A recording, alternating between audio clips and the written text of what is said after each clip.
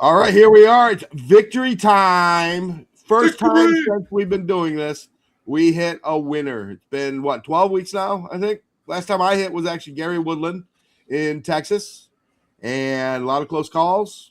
Lately, I've been drawing dead going into the weekend. So to have the top two guys heading into the weekend and then have Wyndham Clark, boy, did he make it not easy. Oh, man. We needed that. That. Good way to almost finish the season. Yeah, I hit Tom Kim at the Scottish, but we've been sniffing, but haven't been across the board together, across the finish line together, which is just so brutal. But, last night, you didn't feel comfortable when he parred 17 and then bogeyed the last. It's like, shouldn't feel this tight, and you're always happy with a 5-stroke lead, but it's like it just felt kind of dirty, and it continued on through the front nine. Well, he was minus 2.7 strokes putting through 15. I wish I could do that, but in case everybody's listening here, my voice sounds like I smoked a carton of cigarettes. Larry, we love you guys. Like and subscribe. Like and subscribe, yes, right here, the like button, subscribe button. Help us out with the algorithm. He's drinking some chicken cock. But yeah, my voice is gone from a week of dealing with the college kids. The bar's back open. And a lot of yelling. Good yelling and bad yelling. But my voice isn't in practice. So once I get a few weeks under it, my voice could sustain it. But right now, I'm like, ugh. So part of my voice yet again. But yeah, sorry, I cut you off talking about his front nine. Yep. Wyndham Clark, minus 2.7 strokes putting through, 15 holes. Just atrocious. And then he locked it back in for the win. And Gary Woodland, he was in the lead final group on Saturday, but the whole week he just couldn't putt. So that's what I would call a good bet, because I loaded up on him, and it was a good bet. It just didn't win. But he put himself in position. If he just put a little bit better, he would have won. That said, I refused to let myself believe on Sunday. He got within I think a stroke, maybe 2 strokes, and I refused. And then he oh my God, that might have been one of the worst shots I've seen. That was off the tee. Top. Straight top. Wood. And you want to know how many holes have a fucking creek in front of it? Any other hole, maybe it would have bounced another 50 yards and he could have blasted a driver on deck or something to the green. No, instead that stupid little creek that only the members it's in play with, and it bounced in there, I think 95 yards down the thing. So yeah, I live added him after Thursday. We both had him for a first-round leader. It got chopped. We don't need to relive the bogey. We're going to relive the bogey here in a minute. But 140 yards on 18, all I needed was a par. We came to find out he would have had solo first-round leader. But I added him because he looked so comfortable around that course on Thursday. Yep. So I waited till his tee time Friday and shot it out with the top 5. So I cashed 5, 6. I think it got chopped 1 extra place. But, top 5 Gary, top 5 Colin Morikawa. Both of them chopped, but, Wyndham 35 per the show where we bet him here. He opened at FanDuel at 40, smashed that. And then I found the mistake of the Bet Rivers without Scotty market was the same price as the with market. So 33-1 without Scotty with the places. I was a little down for the year. I am way up for the year now. And that's excluding this beauty that I hit today. So it stinks that it got chopped because of the that would have been $12,000 if Woodland didn't bogey 18. If he didn't go for the pin and just played it smart. But man, I've certainly started. I've always bet a few parlays, but becoming friends with you and doing this show, I've started doing a few more. And golf betting crack the parlay. I titled it "Silly Stuff," and the silly stuff hit, man. Yeah, so, I posted a silly Atlanta Falcons. I also had a Chargers parlay and a Jackson Dart parlay with Woodland. So I got a few nice tickets for the NFL coming up. But it's a special win for me, too, because we said on an earlier show this year, I had been betting Wyndham a ton because the ceiling for how I viewed the ceiling since his win at the Pebble Beach Pro-Am, I just thought he's always been criminally priced. And I jumped off for his wins this year. I wasn't on the U.S. Open. I wasn't on the win earlier in the year. Sorry, I can't remember. He is the second best golfer on tour. Okay, and obviously I'm not saying long term. You want to argue other guys? Absolutely. I'm talking about heading into next week. He's the second best golfer on tour. That's my opinion. And that's no hate on Rory or anything else. It's just he is playing so lights out good. His putter is so incredible that he's legit. I mean, he's been doing it for 3 months now, since June. Yeah, he got frustrated today, but he never looked defeated. He never, like that chip that went 8.5 feet by, he was pissed at it, and it reacted differently than he thought. But you watch some of these guys we bet every week, and that's the wheels are coming off, and he's done. And he got a big assist from Rory on 17. Yes, he did. But yes, but man, he was never out of the fight, and then he nailed those putts down the stretch when he made 18. The first bunker Rory got, shit happens when off the tee. He's playing aggressive. Him putting it in the bunker the second time on a layup was just mind-bogglingly terrible course management. So thank you very much, Rory. Because once he put it in the second bunker, I'm not saying it was over, but it was over. You know what I mean? Any chance that he would get that stroke back was. And I was only worried about him. Patrick made his run, and Goddard made his run, and Gary made his run, and even Colin made a run. It was always going to be Wyndham and Rory today. Yep. And Rory played great. You know, I was hating on him on Twitter, calling him a fat fuck, and he is, by the way. The dude's got a gut, and I'm not fat shaming him. I'm simply saying, for purposes of science, Rory's fat. So, sue me for saying it. Excuse me. But yeah, man, what a win. What a win for first taste. What a win for Wyndham. Definitely inserting himself into player of the year. It's down to him and Scotty unless someone else steals it next week. I mean, well, here's the thing. Him versus Scotty. Let's look at it this way. They both won a playoff event. That's a wash. They both won a secondary event. Wyndham won Byron and he won Amex. Scotty won Amex. Yep. So here's the question. What is more impressive? A U.S. Open major win or a bunch of second places?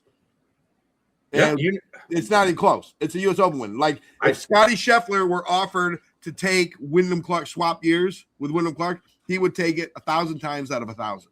Because when we're talking about the elite, it's about winning. It's not about playing well. It's not about having a high floor. High floor is another discussion.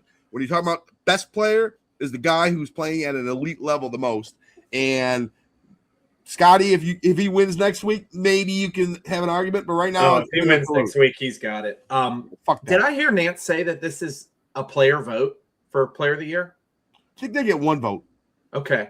Yeah. So it's a bit of a popularity contest. It'll be interesting to see. It's definitely a popularity contest with, even the media votes. And so Wyndham will have that working against them. Obviously, if Wyndham wins next week, there's no discussion, in my opinion. It's just his. So it's probably down to those two. Cam Young wins, but Cam Young, I don't know. But right now, like I said, it was just Wyndham is the second best golfer in the world right now. And obviously, recency bias, sample size, I'm agreeing to that. But I'm saying right now, he's the second best golfer in the world. And yet his odds continually are down the board. Yes, his putting is incredible and all that. But when you putt incredibly for 4 months, it's no longer flukish. It's just you're putting incredibly. So it's funny. It's funny on the broadcast. They said no BMW champion has ever won shooting over par in the final round, and I was like, oh fuck, that's not good. Yes. And then he shot a 70, got back to even. Got back. So, yeah, that was pretty clutch. Absolutely. So I'm just so happy, man. I'm so happy. You can say whatever you want tonight. I never got into the hate of Wyndham. He's just a weird, nerdy guy. But at the same time, I'm not a Wyndham guy either. So, but boy, has he not even resurrected his career, but after a couple years, elevated himself up to the top 10 golfers on the planet, and there's no other way around it. I mean, he's got the stones, man, and to go through such a terrible start and to keep the wheels on the tracks and get across the line is I was thinking about incredible. Like my guy Morikawa, he's my boy. I'm back. Me too. If Morikawa was where Wyndham Clark was, say on the 12th hole, and he blew his lead, Morikawa would have just curled up into a ball and died. Where Wyndham just stayed steady and waited for it to turn, and birdie. So, or was it 3 birdies or 2 birdies he finished? Either way, it was just incredible. 3, yeah. And I think 96% of the tour does that. They wilt and they go away. They just cannot handle the adversity. Scotty can hang. Who can hang? Let's go through it.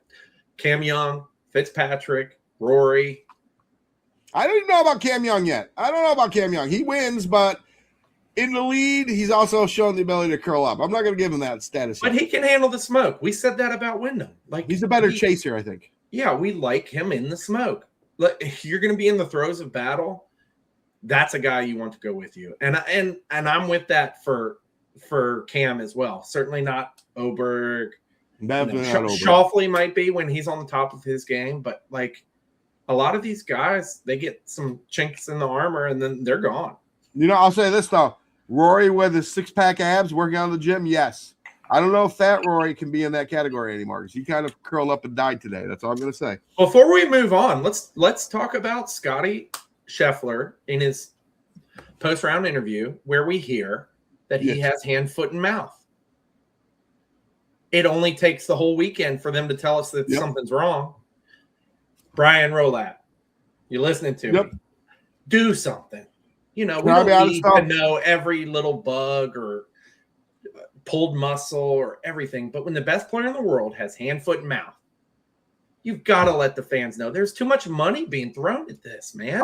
I'm just going to say something, and this is not about Scotty Scheffler, but cheating husbands for generations know that when you get gonorrhea, you can tell the wife you have hand, foot, and mouth disease, and they never know the difference. Not Scotty. I don't want to get sued. I'm simply putting that out there that, dude, who knows? Our oldest is starting kindergarten tomorrow. We are finally getting one out of daycare, and I cannot wait. I mean, it's going to be heartbreaking tomorrow taking him to the bus, but one fucking day will be heartbreaking. And then you'll be like, yeah. For me at least. But these kids are so disgusting, man. The nits, the lice, it's the hand, foot, and mouth. All that shit from them. It's disgusting. So, like, I empathize with Scotty a little bit. I can certainly understand if he had the blisters and stuff going on this week that he probably wasn't. Well, I actually Googled it. It's 7 to 10 days are the symptoms, which means he might not be through it yet. And probably will be by next week. But if ever there's a man who loves a routine and a practice routine and grinding, it's Scotty. So this could still disrupt him. Just got me thinking if you need a reason to fade Scotty, which I always am looking for. Yeah, I'll throw that out there. Scotty Scheffler on team fuck them kids this week for sure. He's not having any fun. Well, and we're not going to bet him at 3-1 anyways, but certainly a good conversation. Yep. Okay, we're going to take a look at last year's standings. Add to stage. Oh, let's look at that for one more minute. Okay, what you could have been, but we'll move on from that. Okay. First off, the first thing I want to say is we've been doing the logos of the tournaments for 12 weeks now since we started the show. The Tour Championship logo looks like a 10-year-old made it on his laptop. I mean, it is the most generic, worst fucking logo I've ever seen in my entire life. And it's just a microcosm of the whole Tour Championship. The problem with the Tour Championship is it's just unfair.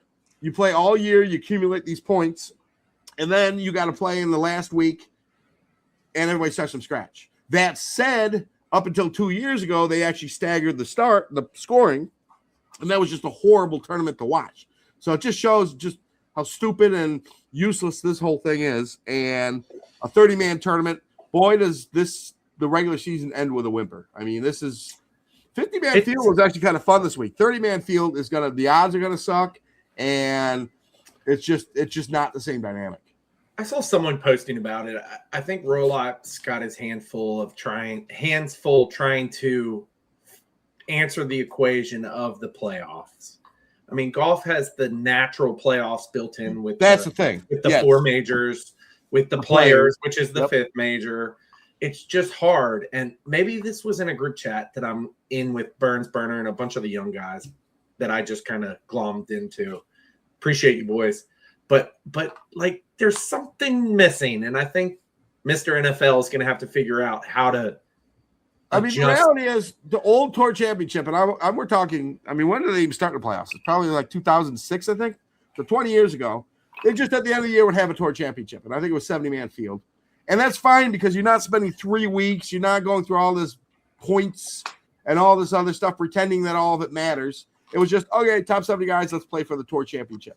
And that was the level of prestige it deserved. I won a good tournament instead of this whole season long. They're trying to do too much. 2004 was the first year at East Lake. Yeah, it's just a 3 week tournament, point system, but then resending at the end.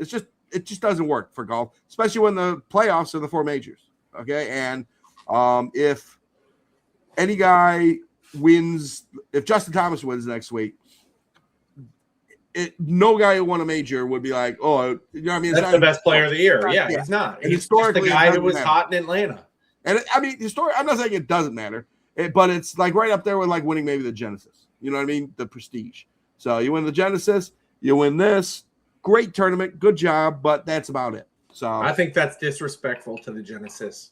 You want to know what? I actually agree with you there. I was being disrespectful.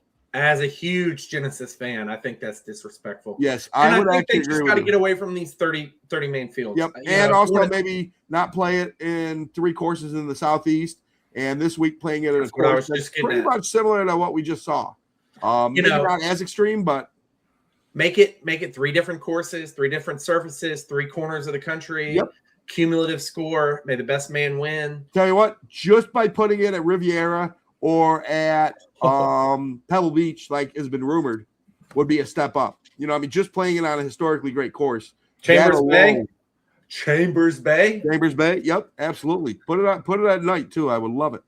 But if you look at this leaderboard, it's interesting. Like I was listening to Andy Lack's podcast. They totally redid this course 2 years ago. This will be the 3rd iteration on the course, and the expectation is, once again, accuracy off the tee is not as important as distance. You can really, basically kind of like what we witnessed here. Greens aren't that hard, but overall, the thing I look for in the playoffs is you do not find form in the playoffs. You bring your form with you. Now, Rory actually shut me up, but you want to know what? Rory's won 6 majors, so the normal rules of a golfer don't apply to a guy like Rory McIlroy. So in general, me going into this week, I'm looking at who's playing well now and then course fit. So Bombers, I'm going to probably be leaning pretty hard on them. What are your thoughts on this course? Well, I appreciate the intel because I was just fully entrenched in this last round from the time the bogey putt fell last night till the birdie putt went in on 18. I've just been so focused on Wyndham. It has just been like feeling awful the whole round. Don't feel good overnight on that lead, all that. So, I just think 30-man field, you're going to have your course horses, the Fleetwoods, the Xanders, the Bermuda specialists. But I'm probably personally going to bet a guy or 2 and move on with my life, especially after a great week this week. The needle's not moving for me this week personally, but Cantlay finished T2 last year here. I'm sure he had a good finish in 2024 as well. Was that when did they start the staggered scoring? Was that last year, the first year? The last 2 years, this year were the first 2 times they did not have staggered scoring. Okay, so then I think it was 2019 to 2024 was the staggered. I think 6 years. I think it would be just a fitting into the year if we had another similar Fleetwood finish where Burns gets across or Cantlay gets across, like the completely gutless guys. No offense to either of them because they're both playing great golf, but like Cantlay hasn't won since 2021, and Burns has just had his troubles for the last calendar year getting across the line. So, I don't know what I'm going to do, and we're going to talk about it further as we move forward. The odds board released really late for us, so we're scrambling. And 2 of the guys weren't even listed. One of the guys I'm very interested in. I haven't added anyone yet, and I'm going to take a look right now as we move forward. Yeah, let's walk through it now. I've only added 1 guy, and here we go. And I might join you on a lean if we're feeling it. And let me say this, Larry. What's that? Wyndham was on the list last week, but when you brought him up and I did the deep dive live on the video, there was no way we weren't hammering Wyndham Clark. Yep. And that's what's so great about this show. That is the selling point for this show. Fit, hot player, and then price. Now, that creates a bigger barrier this week because if you look at these top 10 leaderboard, all of them are in the teens or lower. Now, first off, you got to understand, just like I said last week when we went down to a 50-man field, the win probability gets shrunk to less players, so all the odds drop. So you get a sense of sticker shock. Same thing. The odds board almost was cut in half. Now we're down to 30.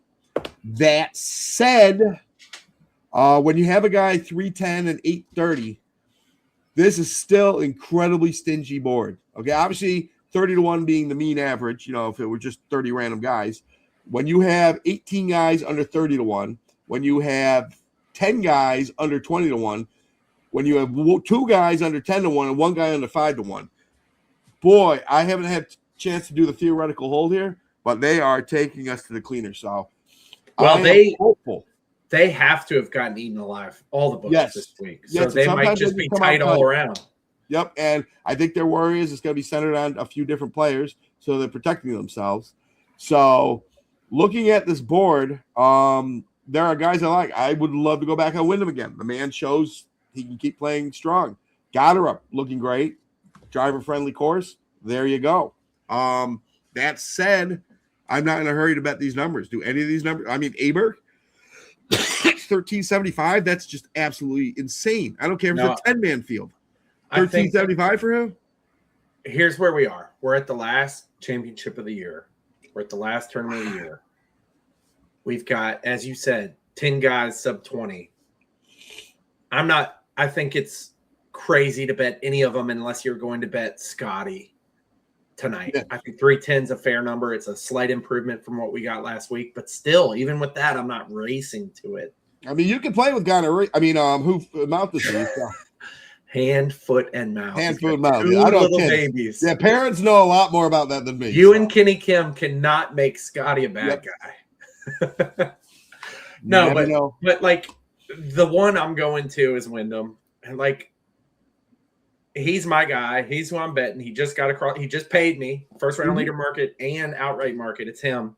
He won the Nelson. He finished third at Memorial, T11 at Canadian, and then won again at the U.S. Open, and then T5 the week after that. So I expect him to be in contention. If anybody gets steamed on this front page, it might be him, because finally I think the public's realizing, holy shit, this guy is really good. That said, I am not betting any of these guys until I see the 7 books that I have available to the Open. I will find, at least on some of them, better pricing. Worst case, Clark opens at 14 tomorrow. Yeah. But you can find us off 18 or 19. I would love an 18 or 19 on Wyndham. And let's do this. We did this last week. We said this on the show. We're going to bet the 35, but be on the lookout for the opening markets in the other books. And FanDuel made the mistake of opening Clark at 40, and I hit that. Yep. And they made the mistake on Bet Rivers, and I hit that. So it happens. These books make mistakes, and a show like this is there to capitalize on it. And our fans and listeners will as well. Yeah. By the way, people watching, not necessarily what our show is about, but I'm going to say it anyway. Don't bet Cam Young this week. His putt is broken. It's broken. I love Cam Young, and Cam Young's a great player. He needs an offseason reboot. Come back strong next year. He's going to come back strong next year. I think he's going to win a major next year. Right now, he doesn't know what direction the ball is going off the club face when he's putting. I mean, he's just broken. Subscribe to Larry's post, because he's going to build parlays all fall. Oh, I got some other good guys that I'm going to start building. I wish I'd started this week, though. Okay, but so the one guy you're looking at here is Wyndham. I'm looking at Wyndham and Goddard, but neither price excites me. If you like Burns, I've been so focused this week. I don't know how anybody did other than but Gary. If you like any of these guys, even Scotty, you got to wait. Because I think the hold right now for DK is just abnormally high. They're not sure how a 30-man field, and a lot less casuals betting it. And there's a couple guys we like that we'll point out that if you want to bet, we'll let you know. Just not on this first page. Like I said, Clark might be the closest one where that'd be the best number you'll find. And like you said, you might miss by one way, but you could find an 18 or 19, and then that's 40% extra win. You know what I mean? It's the difference between 14 and 19-1. It's a lot bigger than 54 and 59-1, because you're betting a lot more money, presumably, to get your return. So here we go to the second one. I love Morikawa. Absolutely love the fact that he's playing a lot now. He seems healthy. I don't like the fact that he's chipping off the Georgia, because for whatever reason, while it's the easiest surface for everyone else to chip off of, he can't. That said, 2250 is very tempting to me because I think he's going to get steamed a little bit. So I'm not betting him, but I was real close. He was like, of the top 15 guys, he was the one guy I was going to bet. And I will be betting him, but not today. He gained around on the Zoysia this week, so not on Sunday. Okay, maybe. Okay, I don't have that was anecdotal. Me just watching him for whatever reason they don't have the round 4 stats in there on the BMW this week. But he stroked the ball well. He's put adequately. And like I said, he needs a little bit of a build-up before he can win, I think, at this stage of his career. And I think he has the proper amount of build-up to this week he can win. And you want to know what? Him being a FedEx Cup champion is kind of fitting for his level of player that he has become.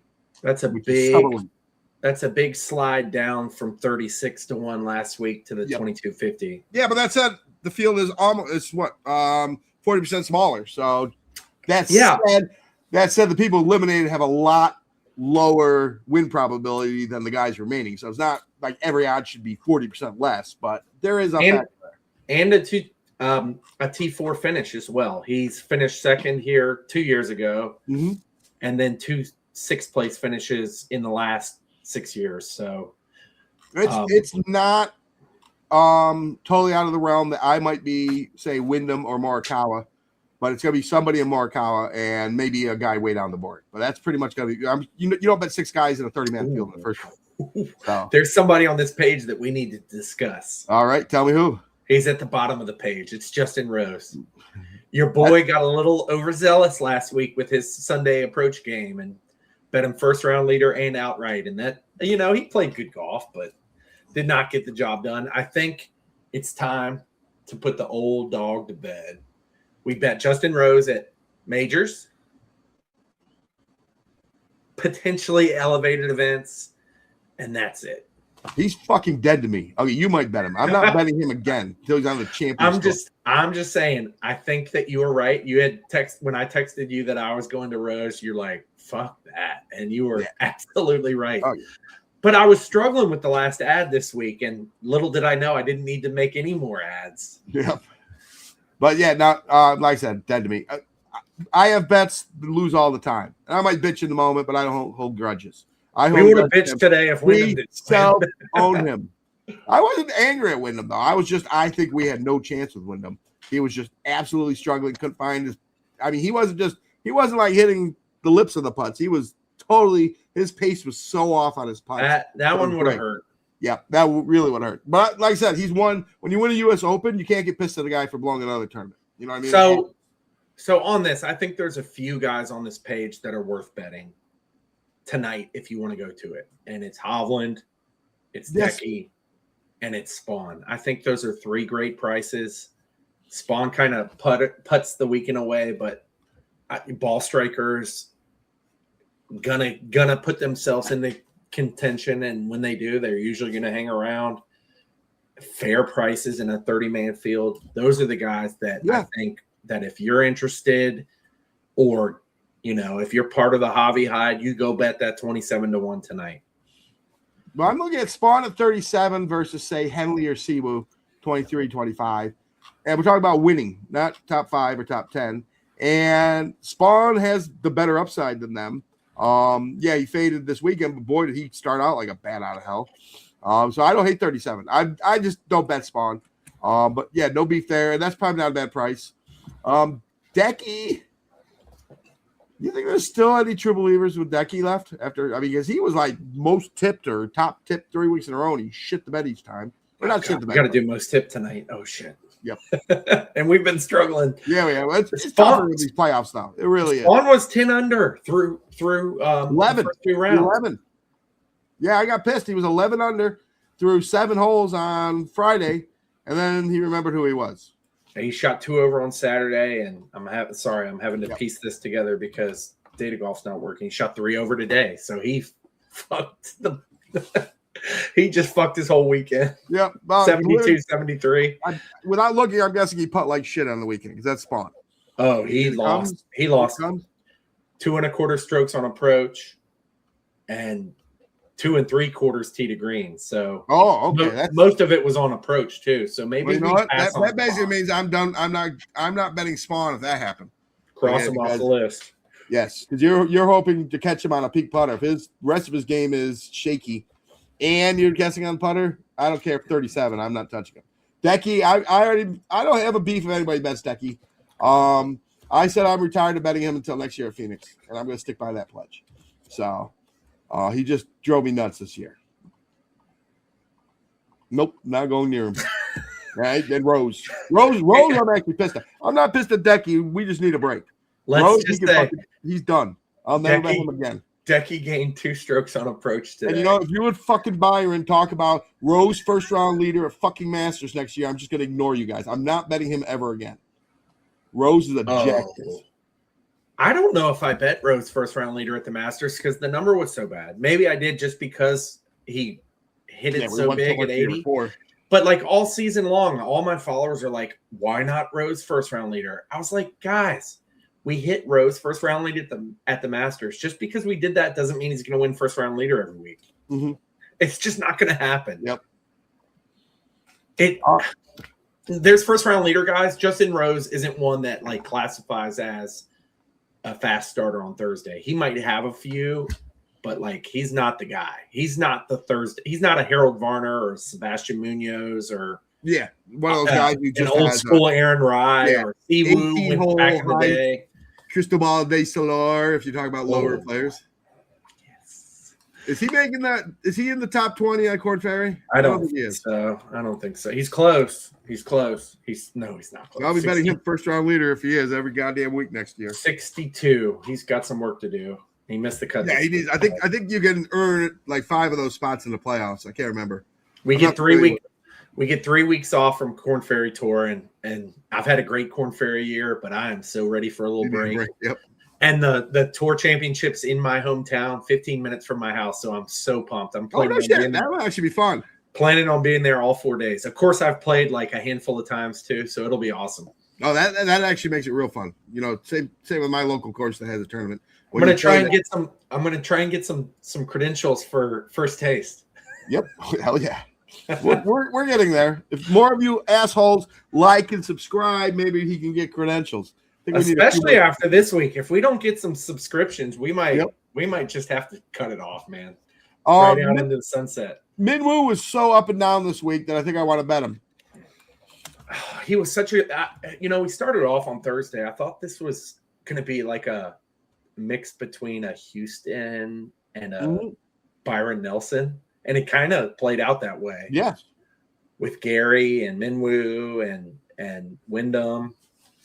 I don't remember. Oh, Rory was in it, so he's kind of an enigma. But Minwoo was certainly someone I was looking at leading up to Wednesday, trying to find that last ad on the card. Yeah, and again, I'm not in a hurry to bet him, as I haven't made a bet until I go a few more down. But Minwoo 46, if I can find a 50, I'm going to bet him because this course kind of, like I said, it favors distance. You don't get into too much trouble off of the drive, make some putts, and obviously approach is always whatever. And so it's a Minwoo course. And then the one bet I did make was Riton, only because he actually showed the pulse this week. Didn't sustain it, but he showed the pulse, and he can hit a country mile. Again, strictly course fit. 59-1 in a 30-man field.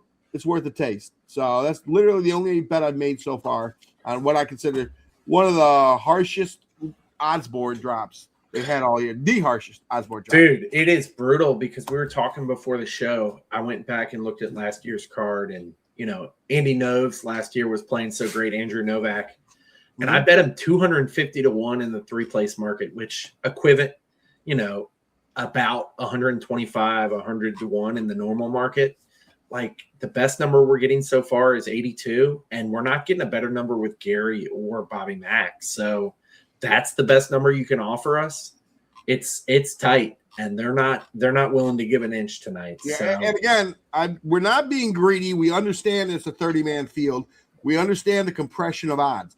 We're saying within that context, it's still some pretty stingy odds that they gave up this week. That's my contention.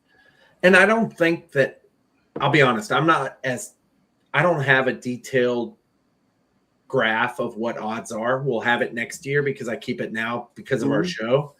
But there is no way we didn't have 3 or 4 guys 100 or better last year.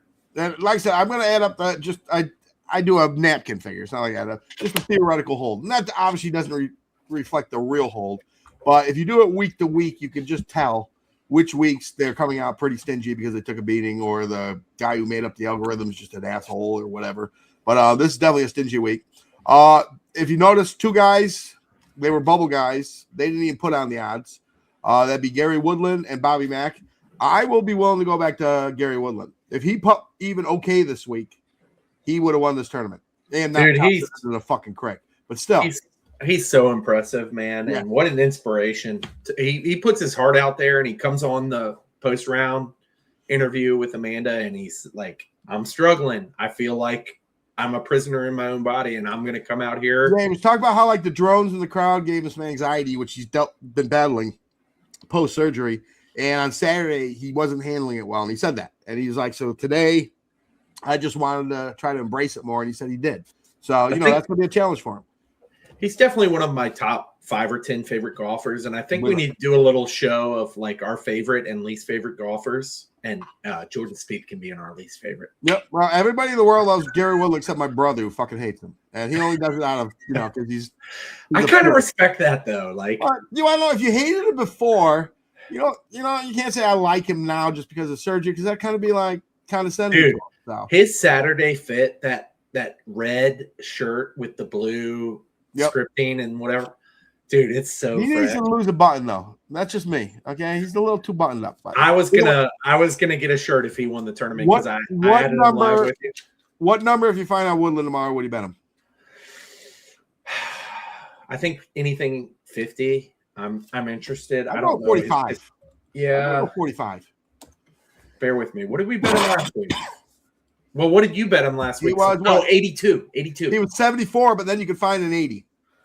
Yeah, I bet him 74, and then I think the next day he opened an 80 on FanDuel and a couple other places too. Well, let's go through this. Last year, solo 15th. Oh no, he hasn't been in the Tour Championship since 2019. Holy shit! But he is the total player this year. But yeah. I was thinking this is last year. He hasn't played since then, so this is all staggered starts. 15th, T11. 19th, T10, T9, T22, T13. Now, bear in mind, top 30. But still, he's gained on approach every one of those tournaments. Slight losses in 2019 with the putter, but he's green everywhere else in the last 4 years except the putter. So, and this year he's shown the ability to get hot with the putter, which he hadn't shown for a few years. And the rest of his game is so incredible. And if you get him on a driver-friendly course, and this one is a driver-friendly course again, he can eat. So I gotta do 50, Larry. I'm not gonna cross that line. I think I'm gonna go. So much. You hate him. No, I think I fucked up this week because I loved him for first round leader, and I fucking shouted that from the rooftops. Yep. And I'm sitting here on Thursday, halfway through the round, saying, "Why didn't I bet him outright?" I think he'll come in at like 38 anyway. I'm at Busch Gardens with my kids, and I'm like, I need 5 minutes. Daddy's got to add Gary to the outright card. But like, I think here's the thing. We were right 2 weeks ago. I was betting all these goobers down the board, and I'm like, I need to tighten up the card. And we got Wyndham at 35, but like he's a 20-1 golfer that just got priced wrong. I think it's, especially at the Tour Championship, we're not going to have, I'm sorry, but we're not going to, Akshay Bhatia is not going to come and win the tournament this week. No. Now, Fox, I bet last week at 125, knowing that most likely he was still going to be hungover from his open win, not play well, and continue on. And he sucked. And I'm not willing to go there next week. But that said, if you haven't been on Foxy in a while, 82-1, a great course fit. Maybe he's finally got one good week left in him. Honestly, I think like the best guys at this are like Smalley, who just continue to like golf the ball. T16 this week, but like you're betting that for an each way. You're not betting that for the outright. Yeah. You don't think Alex Smalley's going to win. You don't think that Adam Scott's going to cross the finish line in the biggest stage. Like, let's be honest, Tom Kim has been playing great golf. But do we think Tom Kim's going to win the Tour Championship? And could he? Could we have an outlier year? Sure. But go through this. And this is kind of where these courses are kind of unfair to guys like Tom Kim. You know, you got to finish on 2 driver-heavy courses. It's pretty horseshit. So just doing a quick review here since we only got 3 pages. 2 guys I'm looking at on the front page are Goddard and Clark. I'm not locked into either of them. I'm hoping Goddard I can find Goddard in the low 20s. If I can find like an 18 on Clark, maybe. But I'm not committed to either one of them. How about you on the front page? And I think the 3-place market's going to be interesting tomorrow too. They are so sharp now. They are not going to – they're going to open up tighter. Yes. Because they know people are going to bet the 3-place market if given the opportunity. Yeah, in a 30-man field. Clark and any outlier. Like is there anybody else than Clark you're going to be tracking the odds going in? On page 1. If Xander gets a good number, which he won't because he's Mr. Eastlake. Yep. Sure. Burns, if he gets a good number, sure. Matt Fitzy, I think he's ready. Mm-hmm. Goddard, 19-1. If we get a 25 on Goddard on Bet Rivers or FanDuel, sure. Yep. I mean, Goddard did not fit this course because of his inaccuracy off the tee, and he played this week. He was there. And page 2, I am betting Morikawa, and my first gamble of the week will be 22.50. I think I can find better, but if he gets steamed down a little bit, which I doubt he will, I'll still bet him at 20. But he's going to get steamed, man. But like, what's the worst you're going to get is 20. You're going to lose 2.5 points. You're not going to lose sleep over that. Yep. And if I get him at 25, all the better. I think for me, it's Hovland. You know, I bet Hovland last year at 30-1. We're getting at 27. I think that's more than fair. A great number. I'm not in a rush given the great week we had. Like, yep. It is what it is. Yeah. So all I got is I got Rutan. You haven't any place to bet, and we're not in a hurry. Just like I said, it's not a race. We're here to find value, not force bets down people's throat. And I'm not even saying Rutan is a great bet. It's just 60 or 59-1 seemed like a fair play. So, okay, let's wrap this up because it's gonna be a shorter show than usual. Oh, we got the most tipped chart before we roll. Oh, nope, this is it right here. Last week, as usual. Hey, I actually beat you for the first time. Yeah, not that I did well. Hey, you know, we spent 20 minutes talking about Wyndham Clark and Colin Morikawa, and what do? We don't. Neither of us tip them. Yep. I think that's 2 weeks in a row that we've gotten so wrapped up in a player, how much we like him, then we forget to pick him. So, and Burnsy and Decky, at least finally we got one of us picked Decky for the first time. He's been on the chart for the last month, and we finally picked him. Who did we badly miss on? Besides Clark? I don't think, other than Clark, I think that's the only thing we missed. I mean, Aberg was steamed and Oberg was steamed, and we talked about him, and you know. It's just when we get to these events at the end of the season when we have limited fields, it's tough. And actually, I'm going to say I'm openly shocked that Cam Young was that steamed. 2 hours after the show, you get a good glimpse of it. But we closed down the show last week, and I told you we really messed up. We spent all night talking about Clark, and we didn't. But I make no apologies for Cam Young being on the no. That's just and stupid. Kitayama too, man. I think the price was bad on Kitayama. Yeah. So screw you, golf experts who go to Golf Tips Checker. That's your fault. That's not our fault. Yeah, that's how stupid everybody was. So, Andy, you need to get your people straight. Yes. Yeah, he needs to call out the bad picks. Well, Andy had single bullet Wyndham Clark. So we love you, brother. Yeah. Nice pick. And the community win. That is a great community win.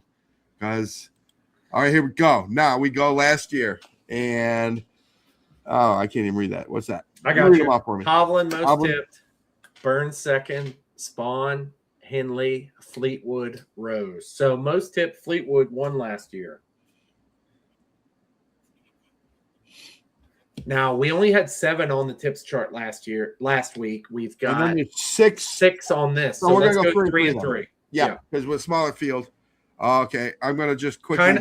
Kind of surprising that Xander wasn't on the tips chart, for real, because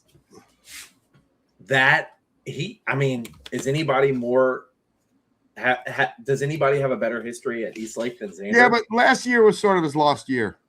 He had showed signs towards the end of the year last year that he was back from his injury, but I don't think there was full confidence on him. Not And that we spent a lot of time talking about him last week, and I got the 28 that I was looking for, and I still didn't pull the trigger, and I'm glad he finished at T26.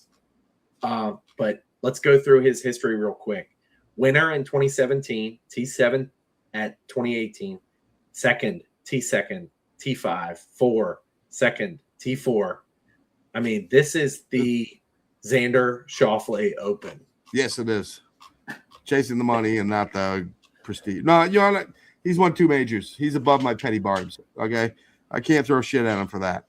He can do whatever he wants when you win 2 majors for a while. And he's 15, 14. What is he this week? 1435, I think. 1450. Yeah. Yep. So I think I lead off this week. Is that correct? Okay. That sounds fair.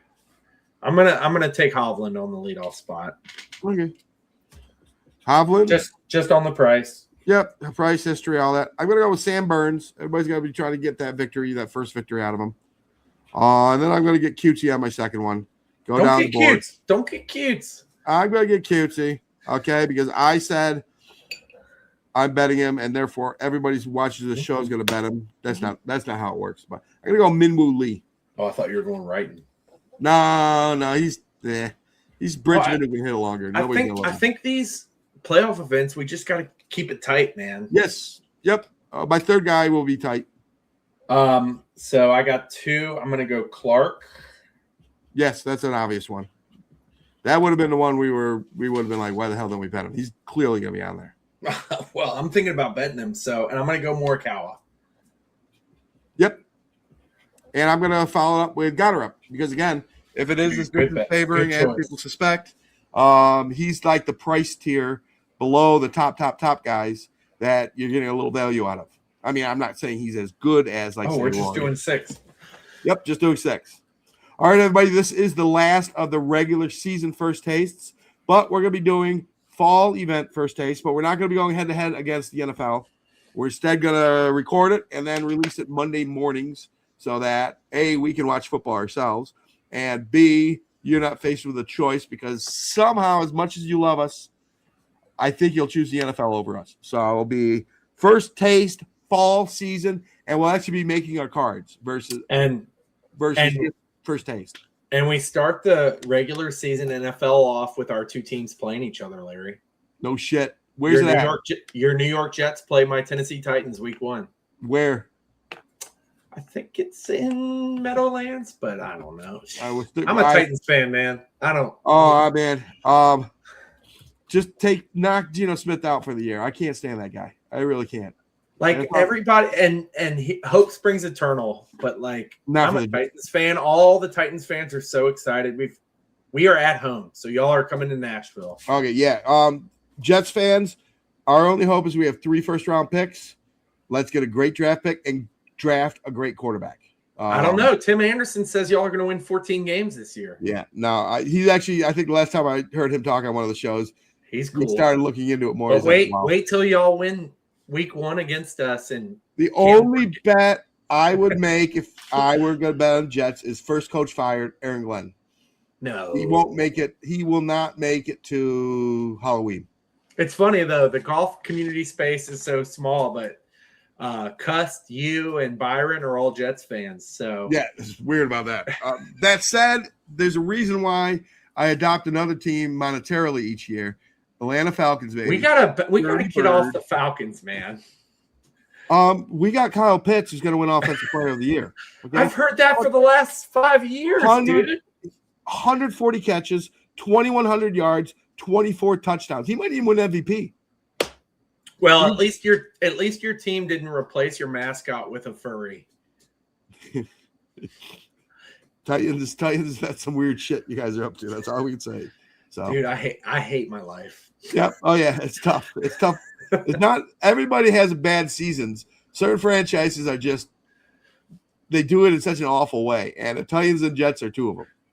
It's just like awkward, cringy. So we're building the new stadium. I'm gonna all my cousin and his group of buddies. We've got a golf chat. I'm gonna try and get to Nissan before they shut it down this year. The dump that is Nissan, but the new stadium's gonna be sick, and I got to admit, I don't love the new logo. I miss the flames, but the new jerseys are sweet. The old throwback Oilers jerseys. Yeah, the old school. Especially the white. I'm a Navy guy. I grew up being a Titans fan, like 1999, the run to the Super Bowl. I was, 15-year-old me was living his best life, crying when Kevin Dyson was a yard short. What was the name of the kicker in the Super Bowl year? Aldo Greco, dude. Come on. Okay. Don't step to me. For some reason, I remember that. So that's about all I can quiz you on it. Okay. I got you, man. Especially back then. Like, I'm 41 now. Oh, yeah. The new team, they just pissed me off so much that, like, I'm going to go. Oh, without question. I can name the starting lineup of the teams from 25 years ago better than I can 2 years ago. Without question. So I get that. Okay, my voice is almost gone. Thanks for tuning in, everybody. We will talk to you in a few weeks for what's the first one? Well, Procore or whatever the hell it is. So, or is it Asheville? I can't remember. I actually love the fall event, so I don't mean to sound dismissive of it, but the actual event itself, whatever. And before we leave, I just want to say thanks to everyone. We did this on a whim. Larry reached out to me. I was walking into some pickup basketball one night, and he's like, I was thinking about doing this show, and I thought about you. And I had been thinking about getting into the content space, and dude, you're so entertaining. I just wanted to join in on something, and you seem like a perfect person to join in with. I'm very analytically driven and the data, and you're so entertainment driven. Yep. And before we leave, we can't leave. We were going to get Powers on tonight, and I dropped the ball because I was so locked into Wyndham.